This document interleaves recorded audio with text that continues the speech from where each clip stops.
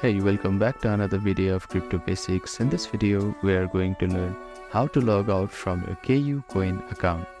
First of all, open up your preferred web browser. Now, at the address bar, type in kucoin.com and click on enter. You'll be directed to official page. Make sure that you are logged into your account. Now, at the top navigation bar of your screen, you can see your profile there. Hover your mouse to it and you will see different options. At the bottom of these options, you can see a logout button. Click on that logout button to log out from your KuCoin account. You can log in back again by clicking on login button on the top navigation bar. After providing your information, click on login button. So that is how you can log out from KuCoin account.